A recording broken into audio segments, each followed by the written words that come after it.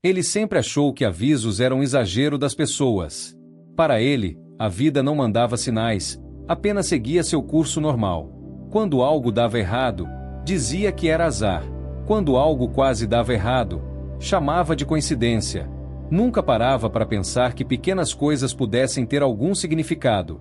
Seu nome era Daniel. Tinha 34 anos e trabalhava como gerente de projetos em uma empresa de tecnologia. Era o tipo de pessoa que sempre teve respostas rápidas, soluções práticas e pouca paciência para o que considerava sentimentalismo. Seus colegas o respeitavam pela eficiência, mas poucos realmente o conheciam. Ele mantinha as pessoas a uma distância segura, não por maldade, mas por conveniência. Relacionamentos profundos exigiam tempo, vulnerabilidade e atenção. 3 coisas que Daniel preferia economizar. Nos últimos meses, porém, esses pequenos acontecimentos começaram a se repetir. Um atraso estranho que o fez perder compromissos importantes. Um mal-estar repentino sempre que tomava certas decisões. Um aperto no peito quando insistia em caminhos que, no fundo, sabia não serem corretos. Ele ignorava tudo. Seguia em frente, convencido de que parar para refletir era perda de tempo. A primeira vez foi numa terça-feira de março. Daniel tinha uma reunião crucial com investidores às 9 da manhã. Acordou no horário certo, tomou café rapidamente e saiu de casa com 20 minutos de antecedência, tempo mais do que suficiente para chegar ao escritório. Mas ao entrar no carro, a chave girou e nada aconteceu. Bateria morta. Impossível. Ele tinha trocado a bateria há menos de 3 meses. Chamou um táxi, mas o trânsito estava inexplicavelmente congestionado. Não havia acidente, não havia obra, apenas um fluxo lento e frustrante de carros avançando metro por metro. Chegou 40 minutos atrasado. Os investidores já tinham ido embora. O negócio, perdido. Daniel culpou a bateria, o trânsito, o azar. Nunca pensou que talvez aquele negócio não fosse o certo para ele, que talvez houvesse algo a ser evitado naquela parceria. Sua equipe tinha mencionado ressalvas sobre os investidores, rumores de práticas questionáveis, contratos abusivos com empresas anteriores. Mas Daniel estava focado nos números, no potencial de crescimento, no prestígio que aquele acordo traria. 2 semanas depois, descobriu que aqueles mesmos investidores estavam sendo investigados por fraude. A notícia chegou num artigo de jornal que leu distraidamente durante o almoço. Sentiu um alívio breve, mas rapidamente o transformou em vitória pessoal. Que sorte escapei disso, pensou, sem perceber que talvez não fosse sorte. O segundo aviso veio de forma diferente. Daniel tinha o hábito de correr todas as manhãs antes do trabalho. 5 quilômetros, sempre o mesmo percurso, sempre no mesmo ritmo. Aquilo era quase meditativo para ele, ou mais próximo de meditação que sua mente acelerada permitia. Numa quinta-feira de abril, ao calçar os tênis de corrida, sentiu um desconforto no peito. Não era dor, era uma pressão leve, quase imperceptível. Hesitou por um segundo, mas logo descartou a sensação. Provavelmente dormiu de mau jeito. Saiu para correr normalmente. No primeiro quilômetro, o desconforto aumentou. No segundo, veio acompanhado de uma leve tontura. No terceiro, precisou parar. Sentou-se num banco de praça, respirando fundo, esperando que passasse. E passou. 15 minutos depois, estava normal novamente. Marcou uma consulta médica, mais para se tranquilizar do que por real preocupação. O médico pediu exames. Tudo normal. Coração saudável, pressão arterial perfeita, colesterol nos níveis ideais. Talvez seja estresse, sugeriu o médico. Você tem dormido bem? Está com muita coisa na cabeça? Daniel riu da sugestão. Ele não se estressava. Era produtivo, organizado, controlava bem suas responsabilidades.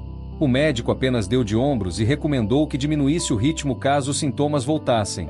Os sintomas voltaram, mas não durante as corridas. Voltaram em momentos específicos, como se fossem ativados por gatilhos invisíveis. Acontecia quando estava prestes a enviar um e-mail ríspido para um funcionário, quando ia assinar um contrato que beneficiaria apenas a empresa, prejudicando fornecedores menores, quando mentia para justificar uma ausência em eventos familiares. O aperto no peito tinha um padrão, mas Daniel não queria ver. As pessoas ao redor tentavam alertar. Um amigo dizia para ir com calma. Um familiar pedia que pensasse melhor. Até um desconhecido, certa vez, fez um comentário simples que o incomodou mais do que deveria. Ele riu, desconversou e seguiu como se nada tivesse sido dito. Seu amigo Ricardo era especialmente persistente.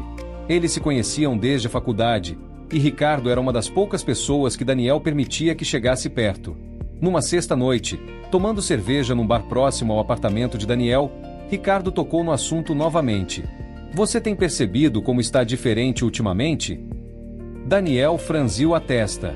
Diferente como? Mais distante. Mais irritado. Parece que está sempre com pressa, mesmo quando não há motivo. Tenho muita coisa no trabalho. Sempre teve. Mas antes você sabia separar. Agora é como se estivesse fugindo de algo. Daniel tomou um longo gole da cerveja, evitando o olhar do amigo. Fugindo do quê, exatamente? Ricardo hesitou, escolhendo as palavras. Não sei. De você mesmo, talvez. Das coisas que realmente importam. A frase ficou no ar, pesada e incômoda. Daniel forçou uma risada. Você está ficando filosófico demais. Rick, relaxa. Está tudo bem comigo. Mas não estava. E uma parte dele sabia disso. A mãe de Daniel também notou a mudança. Durante uma visita rápida que ele fez à casa dela num domingo, ela preparou o almoço favorito dele, lasanha com aquele molho especial que só ela sabia fazer. Enquanto comiam, ela comentou casualmente: Você tem conversado com a Mariana? Mariana era ex-namorada de Daniel. O relacionamento havia terminado 6 meses atrás, de forma abrupta e dolorosa. Pelo menos, tinha sido dolorosa para ela. Daniel tinha encerrado tudo por mensagem, alegando que não estava mais funcionando, que precisava focar na carreira, que era melhor assim. Não, mãe.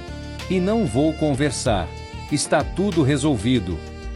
Resolvido ou encerrado? São coisas diferentes. Daniel suspirou. Impaciente. É a mesma coisa. Não, filho. Resolver é quando você entende o que aconteceu, aprende com aquilo e segue em frente de forma saudável. Encerrar é só virar a página sem ler até o fim. Ele não respondeu. Continuou comendo, tentando ignorar o nó que se formava na garganta. O comentário do desconhecido aconteceu numa manhã de sábado. Daniel estava na fila do mercado, comprando o básico para a semana. À sua frente, uma senhora idosa conversava com o atendente do caixa sobre nada em particular. O clima, as plantas do jardim, a neta que estava aprendendo a ler. Daniel checava o celular, impaciente, querendo que a fila andasse logo. A senhora percebeu sua inquietação e se virou para ele com um sorriso gentil. Desculpe a demora, jovem. Sei que está com pressa. Tudo bem, respondeu Daniel, mais por educação que por sinceridade. A senhora inclinou a cabeça, estudando por um momento. Posso te dar um conselho que não pediu? Daniel forçou um sorriso educado, sem saber o que esperar. Aprenda a ouvir o silêncio. É nele que as respostas mais importantes aparecem. A frase o pegou desprevenido. Não fazia sentido nenhum. Ou fazia, mas ele não queria admitir. Agradeceu com um aceno de cabeça e assim que a senhora saiu, esqueceu, ou tentou esquecer, o que ela disse. Mas a frase voltava à mente nos momentos mais inesperados. No trânsito. Antes de dormir. Durante reuniões vazias. Como um eco persistente que não queria se calar. Até que os avisos ficaram mais claros. Numa noite comum de maio, ao voltar para casa depois de mais um dia exaustivo de trabalho, Daniel sentiu uma inquietação forte, como se algo estivesse fora do lugar. Não era medo, era um incômodo persistente, uma sensação de que havia esquecido algo importante, embora não conseguisse identificar o que. O apartamento estava exatamente como ele deixou pela manhã. Nada fora do lugar. Nenhuma janela aberta, nenhum objeto estranho. Mas a sensação não passava. Era como se o ar estivesse mais denso, carregado de uma presença invisível. Pensou em ligar para alguém, mas desistiu. Para quem? E para dizer o quê? Que estava se sentindo estranho sem motivo aparente? Que uma inquietação sem nome o perseguia? Pareceria ridículo. Pensou em voltar atrás em uma decisão recente. Havia demitido um funcionário naquela tarde, um rapaz jovem e dedicado que cometeu um erro honesto. A demissão foi injusta, Daniel sabia, mas foi conveniente. O erro serviu de desculpa para cortar custos que a diretoria exigia. Ele poderia reverter a decisão, conversar com o rapaz, encontrar outra solução. Mas não. Era mais fácil seguir em frente, fingir que foi apenas uma decisão de negócios, nada pessoal. Preferiu dormir, acreditando que tudo passaria. Mas o sono não veio. Deitado no escuro, sem celular, sem televisão, sem nenhuma distração, Daniel ficou sozinho com seus pensamentos pela primeira vez em meses. Talvez em anos. Ele sempre encheu sua vida de ruído, podcasts durante a corrida, músicas no carro, televisão de fundo em casa, reuniões atrás de reuniões no trabalho. O silêncio era um inimigo a ser evitado. Mas naquela noite, o silêncio venceu. E nele, a mente começou a juntar peças que ele sempre separou. Lembrou das escolhas feitas às pressas, das vezes em que ignorou a própria consciência, das palavras que ouviu e fingiu não ouvir. Cada pequeno aviso esquecido parecia agora ganhar peso, como se todos eles estivessem esperando para serem reconhecidos simultaneamente. Lembrou da bateria do carro que o impediu de fechar aquele negócio corrupto, do desconforto no peito que surgia sempre que ia contra seus próprios valores, das palavras de Ricardo, da mãe, da senhora no mercado, dos olhos de Mariana quando ele terminou tudo por mensagem, sem coragem de enfrentá-la pessoalmente. Lembrou do funcionário demitido, do rapaz de 23 anos que tinha uma filha pequena e um financiamento de apartamento, que chorou discretamente ao receber a notícia e mesmo assim agradeceu pela oportunidade que teve. Como ele tinha chegado até ali? Quando se tornou o tipo de pessoa capaz de fazer isso sem sequer perder o sono? Mas o sono não vinha justamente por isso. Alguma parte dele, uma parte que tinha sido silenciada por muito tempo, estava se recusando a aceitar aquilo. Estava se recusando a seguir em frente sem confrontar o que ele havia se tornado. O silêncio do quarto ficou diferente. Não era vazio. Era carregado. Como se algo estivesse esperando que ele finalmente parasse de correr. Pela primeira vez, ele não tentou fugir daquilo. Não pegou o celular, não ligou a televisão, não inventou uma desculpa para se distrair. Ficou ali, encarando o teto, sentindo o coração desacelerar enquanto a mente finalmente se abria. As lágrimas vieram de forma inesperada. Silenciosas, mas intensas. Não eram lágrimas de autopiedade, mas de reconhecimento. De um encontro doloroso, mas necessário, com a verdade sobre si mesmo. Foi nesse momento que entendeu. Os avisos nunca foram gritos.